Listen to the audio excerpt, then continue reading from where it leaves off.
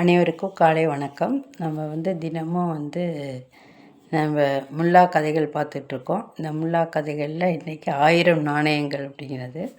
முல்லா தினமும் காலையில் கடவுள்கிட்ட எனக்கு 1000 நாணயங்கள் வேண்டும், எனக்கு 1000 நாணயங்கள் வேண்டும், அதில் ஒன்று குறைஞ்சா கூட நான் ஏற்றுக்க மாட்டேன், நீ கட்டாயமாக எனக்கு 1000 நாணயங்கள் கொடுக்கணும் அப்படின்னு சொல்லி தினமும் வேண்டிகிட்டு இருப்பார். இதை பக்கத்து வீட்டுக்காரர் கவனிச்சிட்டாரு. இந்த மாதிரி என்னடா முல்லா தினமும் இந்த மாதிரி 1000 நாணயங்கள் வேண்டும், 1000 நாணயங்கள் வேண்டும் வேண்டுறாரே, தங்க நாணயங்கள் வேணும் வேணும்னு வேண்டுறாரே அப்படின்னு சொல்லிட்டு, சரி அதில் ஒன்று குறைஞ்சா கூட நான் ஏற்றுக்க மாட்டேன் அப்படின்னு சொல்கிறாரே அப்படின்னு சொல்லிட்டு என்ன பண்ணுறாரு, அவர் ஒரு பையில் 999 தங்க நாணயம் போட்டு ஒரு பையில் நல்ல கட்டி அதை வச்சுருக்காரு. வச்சுட்டு இந்த மாதிரி முல்லா வேண்டிகிட்டு இருக்கும்போது அடுத்த நாள் அவர் வீட்டு ஜன்னல் வழியாக வீசி எறிகிறார். முல்லா கண்ணை மூடிக்கிட்டே வேண்டிட்டு கண்ணை திறந்து பார்த்தோன்னே இந்த பை இருக்குது. பையை பார்த்தோன்னா, ஆஹா, கடவுள் நம்மளுடைய வேண்டுதலுக்கு இறங்கிட்டாரே அப்படின்னு சொல்லிட்டு அந்த பையை எடுத்து அப்படியே ஒவ்வொரு காயினாக எண்ணுறார், ஒவ்வொரு நாணயமாக 1 2ன்னு.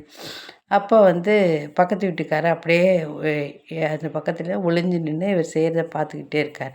உடனே இவர் 999 வந்தோடனே, கடவுளே மிக்க நன்றி, நீ 999 கொடுத்துட்ட, என்னை எனக்கு மிக்க மகிழ்ச்சியாக இருக்குது, இந்த ஒன்றையும் சேர்த்து கொடுத்துரு அப்படின்னு சொல்லி அவர் வேண்டுறார். உடனே வேண்டோடனே இவர் நான் இதுக்கு நன்றி, இவர் எதிர்பார்க்கல. இவர் முதல்ல என்ன வேண்டியிருக்காரு, 999 1000 இருந்தால் தான் நான் வச்சுக்குவேன் அப்படின்னு சொல்லியிருக்காரா, அதை கேட்டுட்டு இருந்திருக்காரா இவர் பக்கத்து வீட்டுக்காரரு. அதனால் அவர் என்ன நினச்சிட்டாரு, இது வேண்டான்னு சொல்லிடுவாருன்னு. அவர் மிக்க நன்றி, ஒன்றையும் அப்புறமா கொடுத்துருன்னு இவர் சொன்னோன்னே வேகமாக அவர் பக்கத்து வீட்டுக்காரர், அது என்னோடய காசு, நான் தான் தூக்கி போட்டேன், கடவுள்லாம் கொடுக்கலன்னு.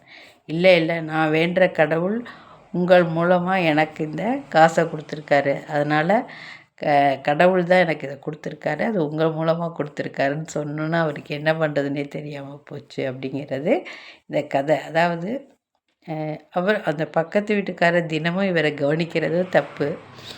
அடுத்து அவருக்கு ஒரு நல்ல ஒரு பாடம் புகட்டின மாதிரியும் ஆச்சு. தனக்கு கடவுள் இப்படி கொடுத்தாரு அப்படிங்கிறத மிக அழகாக என்ன சொல்லுவாங்கள்ல, மனிதனை கடவுள் மனிதன் மூலமாக நிறைவேற்றுகிறார்னு, அதுவும் ஆச்சு.